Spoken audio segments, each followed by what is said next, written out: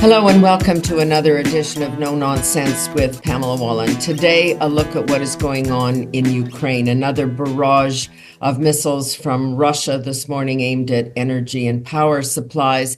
And meanwhile, we have the Russians feeling the heat of what's gone on in Syria. They may be able to maintain some bases there, but clearly a major ally has been taken out. So who do we turn to? Marcus Kolga, who is a senior fellow for foreign policy at the Macdonald-Laurier Institute. And he is also the founder of disinfowatch.org as well. This is the leading Canadian foreign disinformation monitoring and debunking platform. And God knows we need this when we talk about any of these topics. So just bring us up to date. The Russians, of course, are saying this is in response to the Americans allowing the Ukraine forces to pierce Russian territory. What's actually going on as far as you know?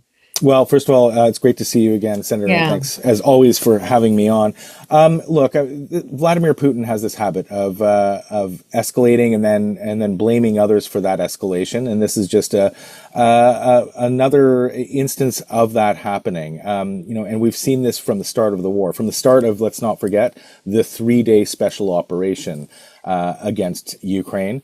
And we've heard Vladimir Putin say it over and over again. Unfortunately, we're hearing proxies in the United States, influencers in Canada as well, repeating this, that Vladimir Putin's invasion of Ukraine is basically a response to the West. It's the West that is responsible for this. It's Ukraine that's responsible for this. And this is obviously complete nonsense.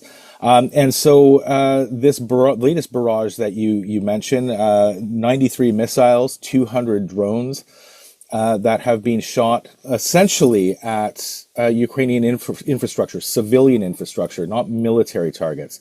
You mentioned these are power plants. This is infrastructure that provides heat, electricity to the Ukrainian people, hospitals. There's video of a bomb being dropped on a fire truck that was putting out a fire in a hospital. This is what's being targeted. It is a clear war of terror. It is intended to demoralize the Ukrainian people. And it's with the hope that the Ukrainian people will urge their president, Zelensky, to contact Vladimir Putin and to enter into negotiations to stop this war. That's what Vladimir Putin is hoping for, and he's also hoping that when President Trump comes to power in January, that he will support Vladimir Putin in that effort. So it's also increasingly a war of attrition, a little bit on both sides. But we've also seen President Zelensky now say, "Okay, we might be willing to give back some territory temporarily that was under Russian control, and then look at this discussion over a longer time." How do you interpret that? Is it because he's trying to do something before Trump comes, so he's using the waning days of Biden, or this ugly, horrible war because he's got huge problems of his own? I mean, he's running out of men to fight this war. Yeah, I mean, it has become a war of attrition, but let's be honest. Russia does have far more manpower in terms of who and what they can throw into the fight. And people they're willing to sacrifice, just to be clear. Well, and this is it, and I would like to go into that a little bit later as well. But from all accounts, Russia is currently running through about 1,500 to 2,000 men per day in this war. That is a huge number. Nearly 200,000 have died. 500,000 have been wounded. Ukraine has also suffered significant losses. Yeah. But this is one reason why Vladimir Putin has gone to North Korea to pull in tens of thousands of North Korean troops who may already be on the front lines fighting. It is a meat grinder, and Vladimir Putin has no interest in helping, in the survival of his troops as long as he can push forward. But it's having an effect, and we're seeing over the last few days that Russia is making progress in the east, in the south. The fighting has become extremely intense by all accounts. And this also is accompanied by this bombardment of civilian infrastructure. So Vladimir Putin is doing all that he can in the waning days of the Biden administration to cause as much havoc, to push as hard as he can on the Ukrainians, because let's be frank, we don't know which President Trump is going to emerge in January. Yeah. Is it going to be a Trump that concedes territory to Putin? Is it going to be a Trump that pushes back on Putin because he wants to demonstrate that he is the stronger of the two? We don't know. But why did Zelensky himself put that on the table? Is it just because there is, I mean, you read these stories, you don't know how much, but there is growing resistance and even defections from his own people, because this is, to use your word, a meat grinder, and it's just god awful. Yeah, it is god awful, and I think that President Zelensky and the team around him recognizes this as well. I was talking to some Ukrainian officials just today, and there is a recognition that there will have to be a negotiation. And I think the Ukrainians right now are really focused on making sure that they are in the strongest position possible when those negotiations begin. And I would eat my shorts if those negotiations didn't begin within the next 12 months. Probably sooner. And so they're doing all they can to make sure that they have the upper hand when they get to that table, and that they can, claim back or keep as much territory as possible in those negotiations. What is the response on the ground to Zelensky imposing the equivalent of martial law? Like, are people resisting? What is the circumstance there? Look, Ukrainians understand the situation that they're in. They are still, the vast majority are still supportive of President Zelensky. They are still supporting Ukraine continuing its fight for its sovereignty. And so I think the nation is united, and they will accept whatever needs to be done in order to, again, preserve the sovereignty that they have and to regain whatever is possible. And do you think people are willing to accept that after all of this, there will be land concessions? I think that people in Ukraine, I think Ukraine's allies are coming around to that understanding that they're going to have to concede something. Vladimir Putin is not going to give all of that, all of the territory that he's occupying right now back, including Crimea. And so, I think they're coming around to that understanding, and certainly from everything that I've read, I think that the Zelensky government understands that as well, which is why they're trying to push as hard as they can right now to take as much recover as much of their sovereignty as possible and hold on to what the gains they made inside Russia. The most recent comments we have from President-elect Trump were in this Time interview released just this week. And I mean, he didn't say much other than that this war is awful and it needs to come to an end. He's been critical, as you say, from kind of both sides, that Biden made a mess of it because the West, led by the Americans, only responded too little too late, right? We didn't put in enough material and we didn't support at the front end, or maybe this could have all been over in quite a, concentrated period of time. And that, and in fairness, I mean, Biden's track record on foreign policy has been very poor. If you look at Afghanistan, October 7th, the responses are belated, and certainly Ukraine. Well, certainly, I think with Ukraine, I mean, I wouldn't say that it's disastrous, but what President Biden did was give just enough weapons so that Ukraine could survive. And that's it. Not enough to win. But not win. And not win. And not now either. I mean, the restrictions that were lifted on those ATACMS long-range missiles, I mean, it's only good for that small area of Kursk inside of Russia, not any further. And Russia understands this. So they have pulled back all of that military infrastructure to safe distances.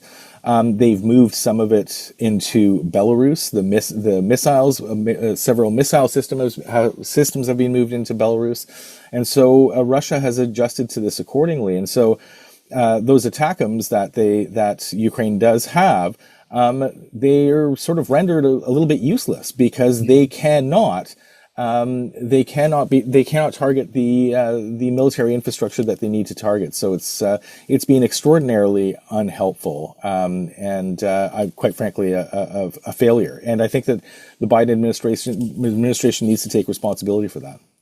Yeah, I know it seems kind of pointless to pound away at this, but honestly, for all our rhetoric in Canada, it was the same thing. We have your back, we're with you till the end, but we don't have very much to put on the table. We've sent some checks and old equipment.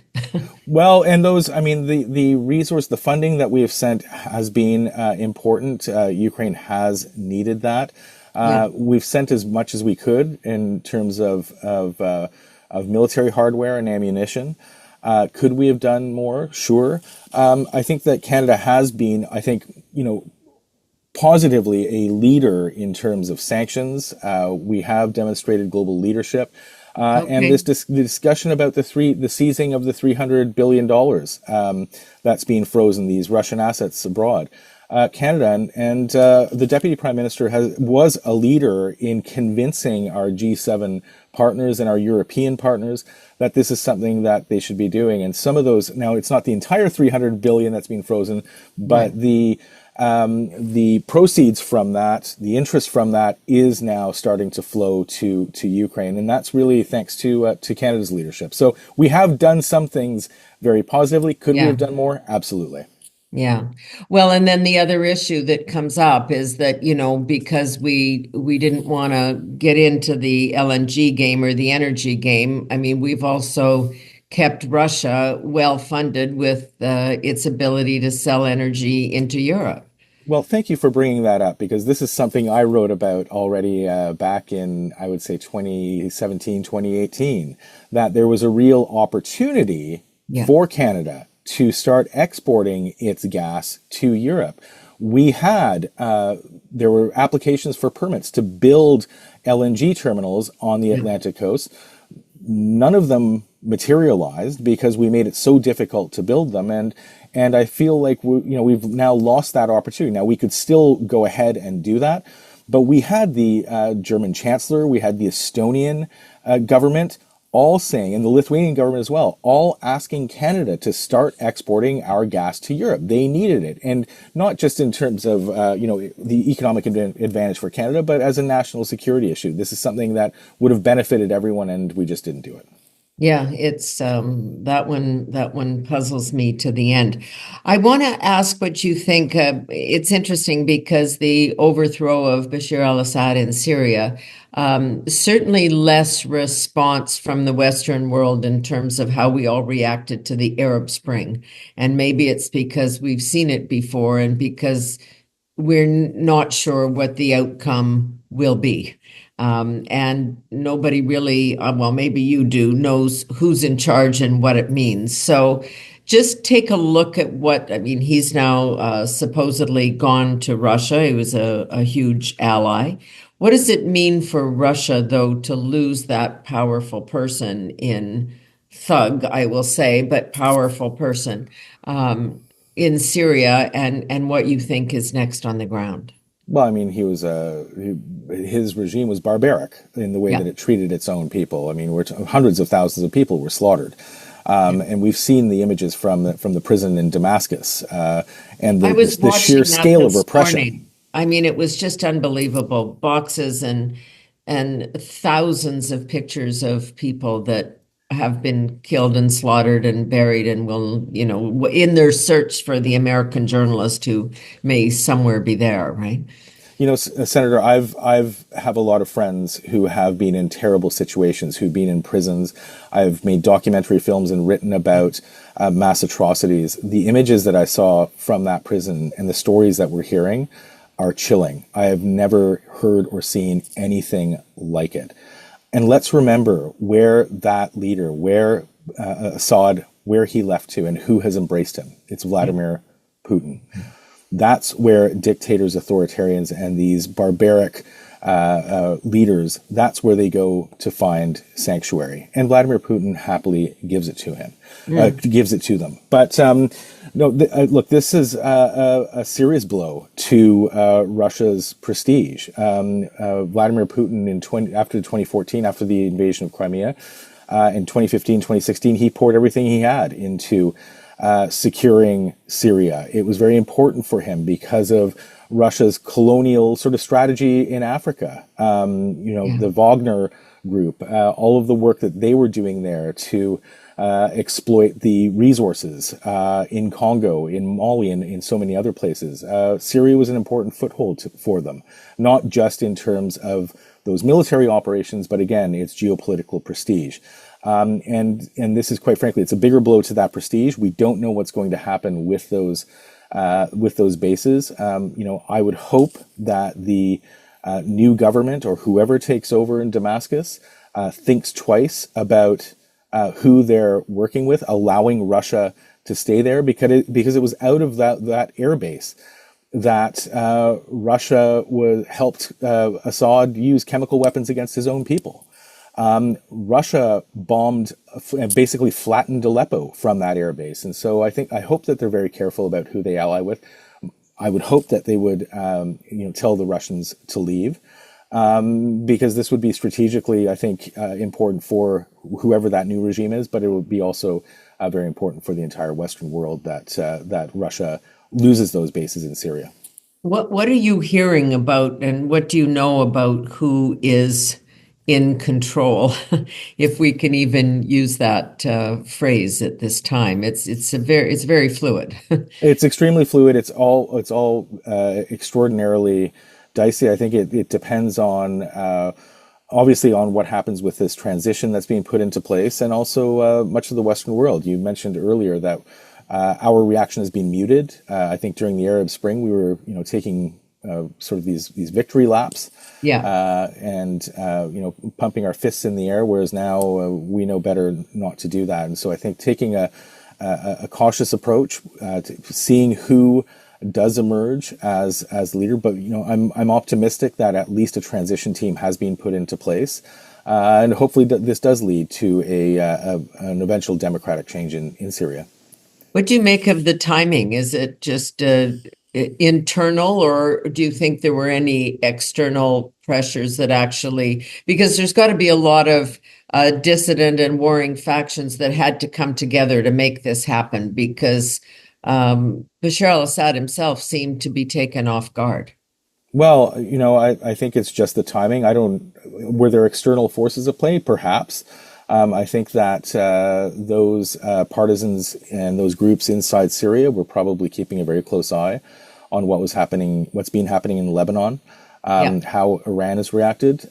Clearly, Iran is much weaker. Hezbollah is much weaker now than it was before, and we know that Assad was relying on Hezbollah's support in suppressing the rebels. And I think those same groups were probably seeing what was happening, or have been watching what's happening in Ukraine, probably understanding that Putin is much weaker. He's stretched thin. The fact that he's bringing in troops from North Korea was a huge signal that maybe that right now is the right time, and that there's an opportunity.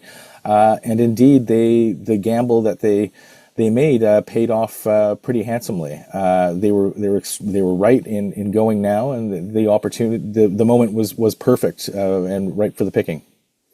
What do you think happens to Assad at this point? I mean, the kind of lifestyle that he was afforded, and the way he lived, will he have that in Russia?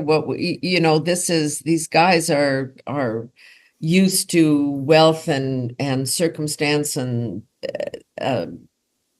just living very high on the hog. I mean, I know Putin does, but will he allow that for others? Well, I'm sure. Maybe he doesn't have the 50 sports cars anymore. He doesn't have the mansions. But Assad was not keeping his money in the Western world. Yeah.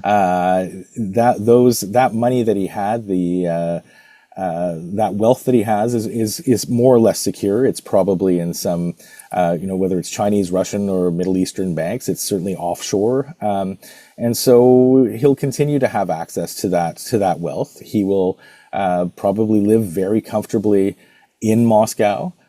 He will probably be afforded all sorts of security there. So I'm not too worried about Assad and his wife and his family and how they might be living in Moscow. He'll be able to keep his standards up, will he? I suspect so. Yes, isn't that wonderful?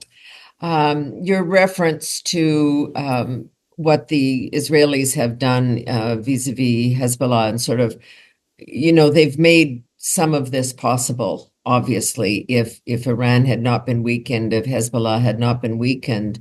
And yet at the same time, we're seeing the West pressure, the ICC decision, that he's now like the, I just find myself shaking my head. I mean, I guess he carries on, right? And keeps doing the work and keeps taking the heat for it. Well, I think so. I mean, you bring up the ICC decision. I mean, I was quite optimistic a couple of years ago when they charged Vladimir Putin for the crimes that he and his armed forces and regime committed in Ukraine, the abduction of 20,000 Ukrainian children who are still in Russia and are being, as we speak, brainwashed by the regime and given military training. This is one of the resources, quote unquote resources, that Vladimir Putin is using to draw on to send more people to the front lines. The decision in terms of Netanyahu and Israel, I mean, it completely undermines all of that. I think it undermines the authority of the ICC and all of its principles. And so it's unfortunate. The ICC could have been a strong international tool to hold these sorts of criminals to account, but I'm not sure that that's going to be the case anymore in the future. What's your thought on where things stand in with Israel and the activity in Gaza continues? Obviously, he's really undermined Hezbollah and Iran. Like that has been worth doing. Some of those Israeli missions were brilliant. However, the cell phone attack. I mean, you couldn't have written that in a novel. It was amazing. If they made a movie of that, you'd say that's completely unbelievable, ridiculous. They couldn't do that. Yeah. Look, all of those operations were extremely effective. I think, the prospect for stability and peace in Israel is now much greater. Unfortunately, there has been a massive loss of life, a civilian loss of life on both sides, which is tragic. And I think with the situation now in Syria, I think, again, the prospect for a long-term peace is much better than it was 6 months ago, 12 months ago. So I'm relatively optimistic for the region. What would you want if you could wave your magic wand? What would you want Donald Trump to do on the 21st of January?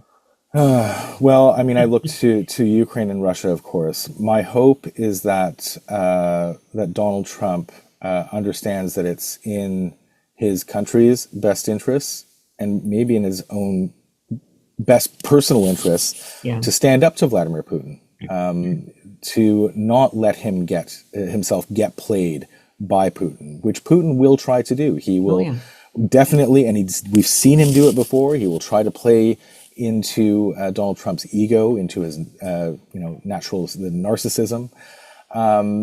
I hope that Donald Trump understands that Putin will try to do this and will stand up to him. I hope that Donald Trump, makes that decision again to stand up to quite frankly give Vladimir Putin that bloody nose that we need to give him, and that we knew that we needed to do this even going back to February 2022, even before that in 2014 when he initially took over Crimea. This is a schoolyard bully. You need to stand up to him. No one has really done that except for the Ukrainian people. Yeah. And so my hope is that Donald Trump, understanding this, will finally stand up to Putin Because and he put has Ukraine said in a that stronger on the position. record that the red line, the line in the sand should have been drawn and the West didn't. And, so you can only hope that he still commits to that. I'm sort of optimistic that he will. The fact that he when he was in Paris, he met with Zelensky and Macron together, and all of his comments afterward. I mean, there was nothing that led me to believe that that Trump would force Ukraine to concede Right. territory that they don't want to concede. I think that Trump will want to be seen as being strong going into these negotiations, and I think that could be a very positive thing for Ukraine. And he and Netanyahu have had an on again, off again relationship, but I think since October 7th, it's been solidified again. I think so too. I don't think there's any question about Donald Trump's position on Israel. Yeah, so that'll be there. It would It's be a, what, and the only thing that I would add to all of this, and is that I hope that he takes a stronger position on Iran, because yeah, Iran really is a nexus for both of these conflicts. Iran continues to supply these terror drones. Like I said, there are 200 of them that Russia sent into Ukraine just last night.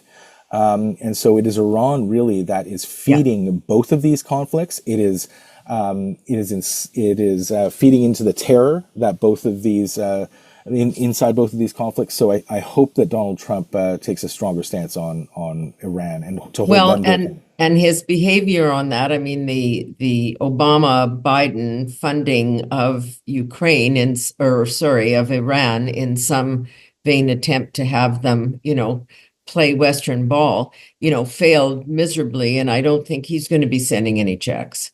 No, I don't think he's going to be sending any checks at all. But like I said, I hope that he Yeah. takes a very tough position, and basically, if he can help inhibit the delivery of these weapons to these groups and to the Russians, that would be very helpful. Yeah.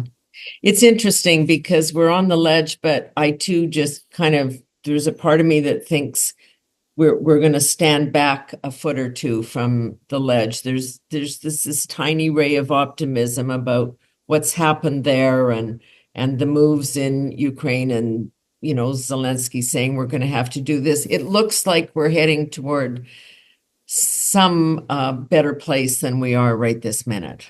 Yeah, look, Vladimir Putin wants us all to believe that we're headed towards World War III, that we're headed Yeah. towards a nuclear war. That is what he wants us to believe. It's what he's wanted us to believe for the past decade, and that's why when we've put those lines in the sand, they keep shifting, they keep moving. Every time he escalates, we stand back. And so we need to understand, and I hope Donald Trump understands, that is his tactic, and to stand firm is the key with Vladimir Putin, and that is the road to Ukraine's peaceful resolution to this conflict, to an end to the conflict, and for a stronger Ukraine. Yeah. Amazing time.